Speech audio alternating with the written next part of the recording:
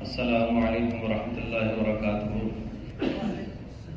نحمدہ و نصلی علی رسولہ الکریم، اما بعد۔ محترم ساتھیوں، بھائیوں، عزیز طلبہ، بہت ہی خوشی، مسرت اور فخر و بہار کا موقع ہے کہ پروردگار عالم نے ہمیں آپ کو اس مجلس میں شرکت کی توفیق عطا فرمائی ہے جس میں قرآن حکیم کا ختم ہوا۔ قرآن حکیم اللہ تعالی شانہ کی کتاب، پروردگار عالم کی طرف سے قانون ہدایت، خیر اور برکتوں کا ضامن، کامیابی کا راز اس میں مضمر، اللہ کا کلام، اللہ کی صفت، غیر اللہ کی قسم کھانے سے منع کیا گیا ہے۔ قرآن حکیم کی قسم کھائی جاتی ہے، کھائی جا سکتی ہے، اس وجہ سے کہ وہ اللہ تعالی شانہ کی صفت ہے۔ جتنے معجزے انبیاء کرام کے ذریعے دنیا میں بھیجے گئے اور ظاہر ہوئے، کیے گئے، ان تمام معجزات میں سے قرآن حکیم جوں کا توں اپنی وسیع آن بان شان ہیبت کے ساتھ موجود ہے، محفوظ ہے۔ جس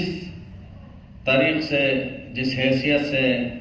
اور جس انداز سے وہ روئے زمین پر نازل کیا گیا، بھیجا گیا، حضور نبی پاک علیہ السلام امت مسلمہ کو جو امانت سپرد فرما کر گئے، قرآن پاک، قرآن کریم سب سے بڑی امانت ہے، اور اللہ تعالی شانہ نے قرآن حکیم کے ساتھ کامیابی رکھی ہے، خیر اور برکتیں رکھی ہیں۔ بہت سی چیزوں کا تعلق تجربات سے ہوا کرتا ہے، بہت سی چیزیں ایسی ہوتی ہیں جس کو کیلکولیٹر نہیں سمجھ پاتا، جس کو عقل سمجھ نہیں پاتی، لیکن دل اس کو سمجھ پاتا ہے۔ قرآن کریم کا پڑھنا، پڑھانا، پڑھوانا یہ جس قدر زیادہ ہوتا ہے، روئے زمین پر اللہ کی طرف سے اتنی ہی رحمتیں اور برکتیں اتاری جاتی ہیں اور آفات اور بریات کو اٹھایا جاتا ہے۔ بہت سی چیزیں جو انسانی عقل سے ماورا ہیں، یعنی سمجھ میں نہیں آ پاتی، اس کا کوئی جوڑ سمجھ میں نہیں آتا۔ اس کی مثال یہ ہے کہ اگر کوئی شخص بیمار ہو جائے اور اس کو دوا دی جائے علاج کے طور پر معالج کے مشورے سے، تو ہر شخص بہت آسانی سے یہ بات سمجھ لیتا ہے کہ ہاں اس سے بیماری دور ہونا چاہیے۔ دوا دے دی گئی، اچھے ڈاکٹر کی اچھی دوا لکھی گئی، دی ہے، فائدہ ہوگا،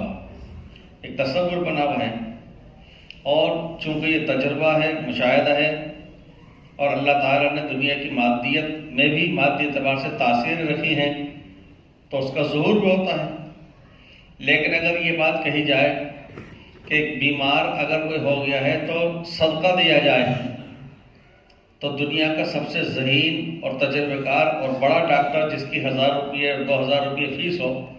اس کی سمجھ میں یہ بات نہیں آ سکتی کہ اس کا کیا جوڑ، کسی مریض کی طرف سے کسی علاقے میں کوئی چیز کسی دوسرے شخص کو دے دی جائے اور شفا یابی یہاں ہو رہی ہو، اس کی سمجھ میں نہیں آتی۔ مثال کے طور پر ایک بات یہ کہی جاتی ہے کہ جس محلے اور علاقے کی جماعت جتنی دور کام کرنے کے لیے جاتی ہے، اس محلے کے اندر اتنی ہی دینداری بڑھتی ہے۔ تو بظاہر عقل یہ سمجھ نہیں پاتی کہ ایسا کیسا ہو سکتا ہے۔ بظاہر تو بات یہ ہے کہ بھئی جس علاقے میں محنت ہو رہی ہے وہاں پر ہدایت کے پھلنے پھولنے کے اسباب پیدا ہونا چاہیے۔ جہاں سے نکل گئی جماعت وہاں پر پھیلنے کا سمجھ میں نہیں آتا۔ لیکن یہ مشاہدہ اور تجربہ ہو چکا ہے کہ جس علاقے کی جماعت، جس محلے کی جماعت جتنی دور اور دیر کے لیے جائے گی، پروردگار عالم نے ایسا نظام بنا دیا کہ اس مقام پر اتنی ہدایت پڑھنے لگتی ہے، پھیلنے پھولنے لگتی ہے۔ تو قرآن کریم یہ بھی ایسا ہے کہ اس کی وجہ سے ہم اور آپ گرچہ نہ سمجھ پائیں، لیکن اس کے اثرات یقیناً پورے عالم کے اندر ظہور پذیر ہوا کرتے ہیں۔ کبھی کبھی ایسی اطلاعات آتی ہیں کہ صاحب ہندوستان کے اندر فلاں مقام پر برف باری ہو رہی ہے، تو تجربہ کار حضرات، عمر رشید حضرات کہتے ہیں 2-3 دن میں ٹھنڈ پڑ جائے گی صاحب یہاں، یعنی برف کہیں اور گر رہی ہے، تاثیر کہیں اور آ رہی ہے۔ اسی طریقے سے کبھی کبھی ایسا ہوتا ہے کہ چھوٹا بچہ دودھ پیتا بچہ بیمار ہوتا ہے تو دوا ماں کو دی جاتی ہے،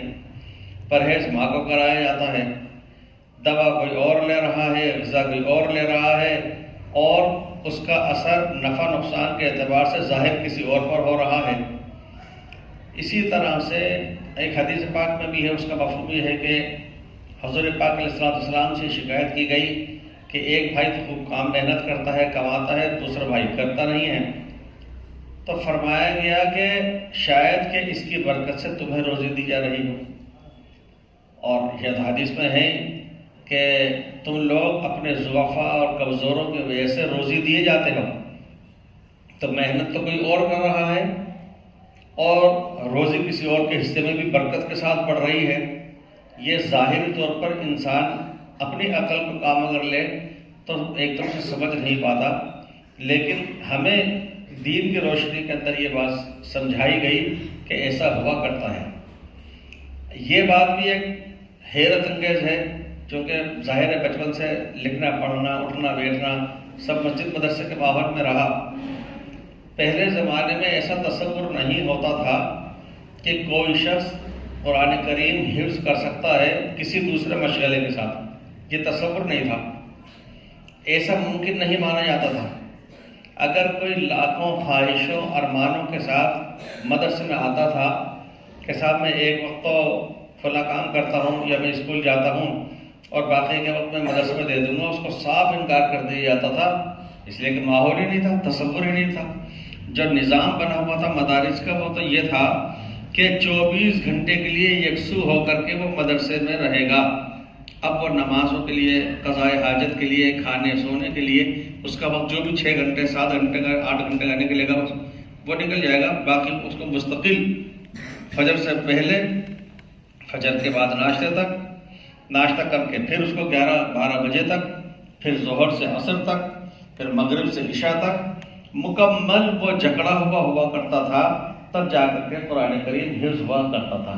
کیا جاتا تھا۔ آج ابھی نہیں،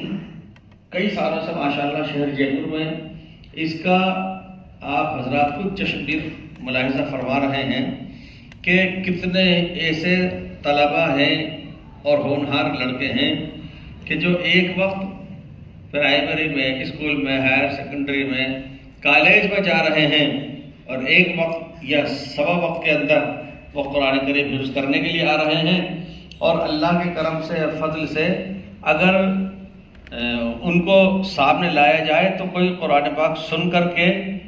یہ نہیں کہہ سکتا تھا کہ یہ 1-1.5 وقت مدرسے میں آیا ہوگا، وہ یہی سمجھے گا کہ 24 گھنٹے کسی دارالاقامہ کے مدرسے میں رہتے ہوں گے تب پڑھتے ہوں گے۔ پھر ایک چیز ہوتی ہے جس کو اپن کہتے ہیں کوالٹی، ایک ہوتی ہے جس کو کہتے ہیں کوانٹٹی۔ پہلے عام طور پر کوانٹٹی کے اعتبار سے تو قرآن کریم حفظ ہوا کرتا تھا۔ آپ حضرات کو، جو حضرات تجربہ کار ہیں اور عمر رسیدہ ہیں، ان حضرات کو بخوبی اس بات کا علم ہے کہ اپنے یہاں جے پور میں بھی سب سے زیادہ کامیاب حافظ صاحب وہ کہلاتے تھے جو سب سے پہلے تراویح ختم کرتے ہیں۔ اور افسوسناک پہلو یہ ہے کہ یہ لفظ بولا جاتا تھا، کتنے افسوس کی بات ہے، یہ لفظ بولا جاتا تھا رات کو حافظ جن نے 8 پارے کھینچ دیے۔ اللہ کا کلام، بابرکت کلام، ایک ایک حرف کے اوپر نیکیوں کا انبار مل رہا ہے، اور اس کے لیے ہم کھینچ دینے کا لفظ بول رہے ہیں، کتنے افسوس کی بات ہے۔ لیکن ماحول میں تبدیلی آئی، اور جس طریقے سے بہت سی چیزیں ہوتی ہیں، ایک گاڑی ہے اس کی رفتار متعین ہے۔ پہلے زمانے میں راجستھان کے اندر جو روڈز ہوا کرتی تھیں تو سرکاری طور پر بھی ان بسوں کے اندر ایسی سیٹنگ کر دی جاتی تھی کہ 60 کلومیٹر فی گھنٹہ سے زیادہ رفتار میں وہ چلا ہی نہیں سکے۔ اب اگر کوئی شخص چل کر کے کہیں کسی دوسرے شہر سے آ رہا ہے، مثلا دہلی سے آ رہا ہے، اور رفتار اس کی بندی ہوئی ہے 60 کلومیٹر۔ اب اگر کوئی یہ کہے کہ میں 1.25 گھنٹے میں دہلی سے آ گیا، تو اس کو وہ شخص نہیں مان سکتا جس کو یہ معلوم ہو کہ اس کی گاڑی کی رفتار 60 کلومیٹر سے زیادہ ہو ہی نہیں سکتی، وہ نہیں مان سکتا۔ ایک شخص بیل گاڑی سے چلا کرتا ہے اور ایک گاؤں سے دوسرے گاؤں تقریباً 3 گھنٹے لگتے ہیں، وہ اگر یہ کہے کہ صاحب میں 8 منٹ کے اندر فلاں گاؤں سے چل کر کے یہاں بیل گاڑی پر آ گیا ہوں، اس کو کوئی یقین نہیں کر پائے گا۔ اور اگر اس نے ایسا کیا ہے تو اس کا مطلب یہ کہ بس چلانے والا 60 کلومیٹر کی رعایت رکھ کر کے نہیں آیا، اس نے قانون کی خلاف ورزی کی ہے، وہ دوڑاتا ہوا آیا ہے، ہانپتا کانپتا بھاگتا ہوا آیا ہے، تبھی پہنچا ہے، ورنہ نہیں پہنچ سکتا۔ اس نے عام رفتار سے بیل گاڑی نہیں چلائی۔ ایک واقعہ ہے بہت مفصل ہے، اس کا خلاصہ نتیجہ یہ ہے کہ ایک شخص نے اپنے غلام کو بہت سارے اونٹ دیے کہ یہ فلاں شہر میں لے جا کر کے فلاں بن فلاں کو پہنچا دو۔ غلام وہ اونٹوں کی قطار لے کر کے، قطار ٹرین کو کہتے ہیں، آج عربی میں قطار ٹرین کو کہتے ہیں، پہلے زمانے میں در حقیقت وہ اونٹ جو ایک کے پیچھے ایک کے پیچھے ایک لائن لگی ہوئی چلتی تھی، اس کو قطار کہا جاتا تھا۔ تو اونٹوں کی قطار لے کر کے وہ غلام جو روانہ ہوا ہے، شام کو روانہ ہوا اور صبح کو پہنچ گیا اس دوسرے شہر میں۔ اور اوپر معلومہ کے سب جن صاحب کو امانت پہنچانی تھی، اونٹ سنبھلوانے تھے، وہ آقا صاحب سیٹھ صاحب اوپر ہیں، تو یہ شخص چڑھا اور اس نے جا کے اطلاع دی کہ فلاں نے آپ کے لیے یہ اونٹ کا قطار بھیجا ہے، میں لے کر کے آ گیا ہوں، آپ سنبھال لیجیے، کتنے ہیں؟ تو اس نے پوچھا کب چلے تھے وہاں سے؟ کہ جی کل شام کو چلا تھا۔ تو ایک دم اس کا چہرہ فق ہو گیا، کل شام کو چلے تھے؟ اس نے ایک دم سے کھڑکی کھول کر کے باہر دیکھا، اونٹ تڑپ رہے تھے، دل پھٹ گئے۔ عربی میں اس کو ہدی کہتے ہیں، ہدی یعنی اونٹ چلاتے وقت میں ترنم سے لگو لہجے کے ساتھ کچھ گاتے ہوئے چلنا، تو اونٹ مستی میں آ جاتا ہے، جھومتا ہوا وہ چلتا چلا جاتا ہے، اس کو ہدی عربی میں بولتے ہیں۔ تو وہ غلام جو خوش لحان تھا، وہ ترنم کے ساتھ ہدی گاتا ہوا چل رہا تھا۔ اب جنگلات کے اندر آواز ویسی دور تک جاتی ہے، اونٹ مستی میں آ گئے، دوڑتے چلے گئے، تیز رفتاری سے دوڑتے چلے گئے، اور جب تک وہ ہدی گاتا رہا، رات بھر وہ گاتا رہا، وہ اونٹ 8 دن کی مسافت ایک دن کے اندر طے کر لی۔ اور جب اس شخص نے سنا کہ ایک رات کے اندر یہ یہاں پہنچ گیا ہے، تو فوراً سمجھ گیا کہ دل کلیجے پھٹ گیا کہ اونٹوں کے، دوڑتے تو رہے، لیکن جب وہ منزل پہ اپنے آئے تو آ کر کے وہ جواب دے گئے۔ ہم نے سنا کہ ایک حکیم صاحب نے دیکھا کسی شخص کو، پہلے زمانے میں بوریاں ہوا کرتی تھیں، کٹے تو بہت بعد میں چلے، 100 کلو کی گیہوں 100 کلو کی بوری ہوا کرتی تھی، تو وہ مزدور ایک بوری 100 کلو کی اپنی پیٹھ پر لاد کر کے اور پیدل جا رہا تھا۔ کسی حکیم نے دیکھا تو کسی سے کہا کہ اس شخص سے کہنا یہ سیدھا اپنے ہی گھر میں جائے، کہیں اور نہ جائے، سیدھا اپنے ہی گھر میں جائے اور وہیں پہ بوری ڈالے۔ اس سے کہا گیا، خیر وہ اپنے ہی گھر میں گیا، اور جیسے ہی بوری ڈالی اس کے بعد فوراً کھاٹ پہ پڑ گیا، مر گیا۔ یعنی ان حکیم صاحب نے جو بہت بڑے ماہر اور تجربے کار تھے، وہ اس کی رفتار دیکھ کر کے سمجھ گئے تھے کہ اس کے گردے پھٹ چکے ہیں وہ اس بوجھ سے، لیکن چونکہ بوجھ تلے ابھی ہیں تو وہ ٹوٹے ہوئے بھی اپنی جگہ پر ہیں، وہ جدا نہیں ہوئے۔ جیسے یہ بوری ہٹائے گا تو وہ فوراً الگ ہو جائیں گے۔ وہ ان کو تجربہ تھا، اس لیے انہوں نے کہا تھا گھر میں جا کے کرنا۔ میں نے ادھر ادھر کی جو بات تو کہہ دی، وہ مثال کے طور پر کہی تھی، وہ یہ کہ جو شخص یہ کہہ رہا ہے کہ میں ایک پارہ 7 منٹ میں پڑھ لیتا ہوں، رات کو تو حافظ جی نے آپ یہ سمجھ لو کہ 1.25 گھنٹے کے اندر 4 پارے پڑھ دیے، ایسا کہا جاتا تھا۔ یعنی جو قرآن اپنے یہاں جیبوں میں پڑھایا جاتا تھا، اس کی بات عرض کر رہا ہوں۔ کیا اب آئیے اس بات پر جو رفتار ہے، زبر کتنا کھینچنا ہے، کھڑا زبر جس کو الف کتنا کھینچنا ہے، مد پھر وہ بھی 3 الف کے برابر کھینچنا ہے یا 5 تک کھینچنا ہے یا 7 تک بھی کھینچنا ہے، تو یہ درجہ بدرجہ ہے۔ کیا یہ ممکن ہے کہ جس جگہ مان لیجیے کہ مد کو 7 برابر کھینچنا تھا، تو یہ ممکن ہے کہ وہ شخص جو تیز رفتاری سے کھینچ کے پڑھتا چلا جا رہا ہے وہ اتنا کھینچ لے گا، 3 الف کے برابر کر لے گا، وہ کھڑے زبر کو واقعتاً کھڑے زبر کی طرح پڑھ لے گا۔ اس طریقے سے کیا وہ ہڈنا کر لے گا؟ اس کو موقع ہی نہیں ملے گا صاحب، وہ تو تیز رفتاری سے پڑھتا چلا جا رہا ہے۔ تو ایک تو یہ کہ قرآن پاک کے 30 پارے تو حفظ کیے کرائے جاتے تھے، لیکن پڑھنا کس طرح چاہیے؟ اقرأ القرآن باللحون العرب، حدیث بتائی ہے کہ عربی لہجوں میں پڑھو۔ اپنے یہاں کے لہجے کچھ اور تھے۔ پروردگار کا یہ کتنا بڑا فضل شامل حال ہوا کہ اب اپنے یہاں پڑھانے کے لیے وہ اساتذہ میسر ہو گئے جو قرآن کریم کو اس طرح پڑھتے ہیں جس طرح پڑھے جانے کا حق ہے، یا جس طریقے سے پڑھنے کی تاکید حدیثوں کے اندر موجود ہے۔ تو اب یہ کتنی خوشی کی بات ہے ماشاءاللہ کہ یہ تو دو تو چلو یہ کہہ سکتے ہیں ہم کے نمونے کے طور پر صاحب بیچ میں آ گئے، ان کو صاحب مخصوص طور پہ یہ چند صورتیں کچھ اچھی طرح سے یاد کرا دی ہوگی کہ آپ کو سب کے سامنے پڑھنی ہے،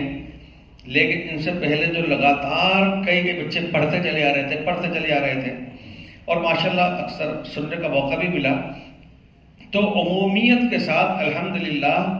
تمام کے تمام صفات مخارج کی رعایت کے ساتھ الحمدللہ پڑھ رہے ہیں۔ یہ بہت خوشی اور مسرت کی بات ہے۔ کوئی بھی نظام ایک سے نہیں چلا کرتا، اس میں کئی چیزیں ہوا کرتی ہیں، جیسے مشینری زندگی کئی چیزیں ہوا کرتی ہیں، اسی طرح ایسا نہیں ہے کہ صرف اور صرف ایک استاذ کی محنت سے ہی بیڑا پار ہو جائے گا، ایسا بھی نہیں ہے کہ صرف اور صرف ایک طالب علم کی ہی محنت اور لگن سے کام ہو جائے گا،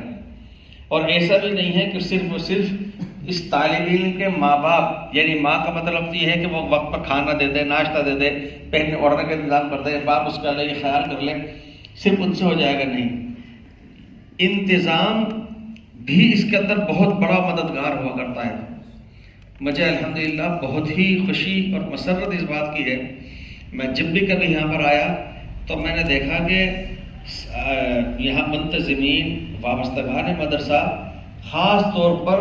بذات خود موجود رہا کرتے ہیں اور اس میں شرکت کیا کرتے ہیں، پھر چاہے وہ اتوار کا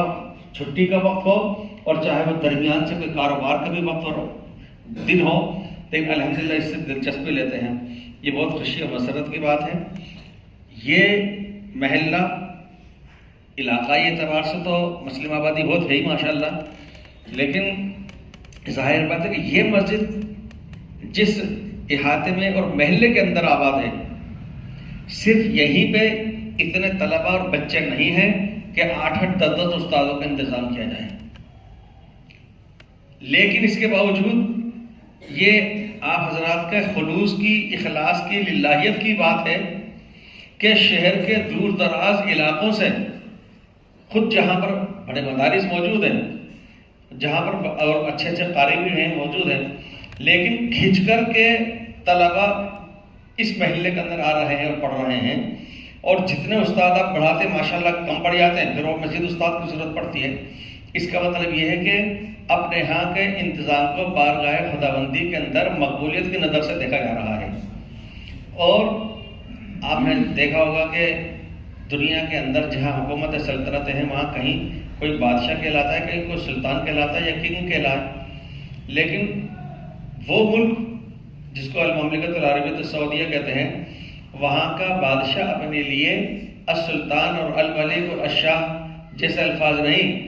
وہ خادم الحرمین شریفین لکھا کرتا ہے، خدمت گزار، خدمت گار۔ اور حقیقت میں سلطان تو دنیا کے اندر 100 200 250 ہو سکتے ہیں، جتنے ملک اتنے سلطان، لیکن خادم الحرمین شریفین کا احساس تو ایک ہی کے حصے میں آ رہا ہے جو دنیا میں کسی ملک کے بادشاہ کے حصے میں نہیں آ سکتا۔ اسی طریقے سے جو حضرات ماشاءاللہ قربانیاں دے کے جانی اور مالی وقت کے اعتبار سے ہر طرح سے انتظام میں لگتے ہیں، مدرسے کی ترقی کے لیے کوشاں ہیں، ہم یہی سمجھتے رہیں گے کہ بھئی ہم ناظم نہیں، ہم تو خادم ہیں، خادم المدارس ہیں، انشاءاللہ اس خلوص اور للہیت کی برکت سے انشاءاللہ بہت اچھے نتائج ثمرات آئیں گے۔ اساتذہ مدرسین کا بھی یہ خلوص ہے اور اخلاص کا ظہور ہے کہ ماشاءاللہ ایک اچھی کھیپ طلبہ کی ہر سال سامنے آ رہی ہے۔ اللہ تعالیٰ شاعروں پروردگار اس مدرسے کو دن دگنی رات چوگنی ترقیات عطا فرمائے، ہر طرح کی خیر فلاح اور صلاح سے اللہ تعالیٰ شاعروں اس کو پروان چڑھائے اور کامیاب بنائے۔ وآخر دعوانا الحمدللہ رب العالمین۔ دعا فرما لیجیے۔ اللہم صلی وسلم وبارک علی محمد النبی الأمی۔ اللہم انک عفو کریم تحب العفو فاعف عنا یا کریم۔ ربنا ظلمنا انفسنا وان لم تغفر لنا وترحمنا لنكونن من الخاسرين۔ اللهم اغفر لنا وللمؤمنين والمؤمنات والمسلمين والمسلمات الأحياء منهم والأموات إنك سميع قريب مجيب الدعوات۔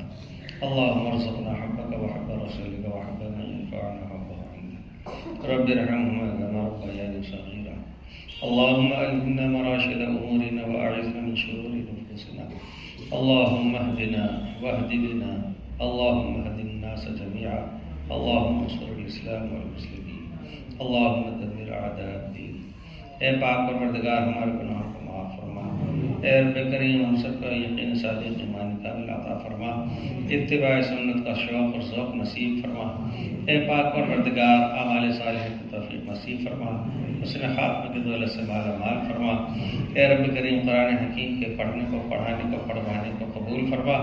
اے رب کریم سب کو علم نافع اور عمل صالح نصیب فرما، اخلاص کے دولت سے مالا مال فرما۔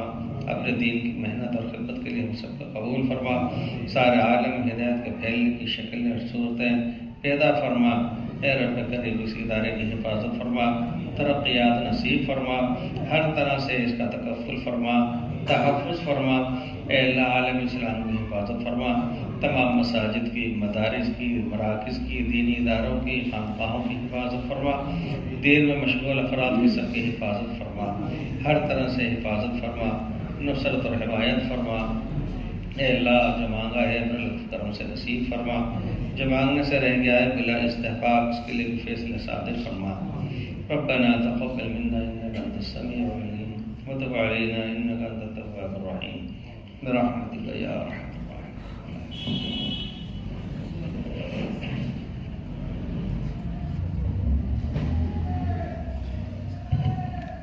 آپ حضرات تشریف رکھیں۔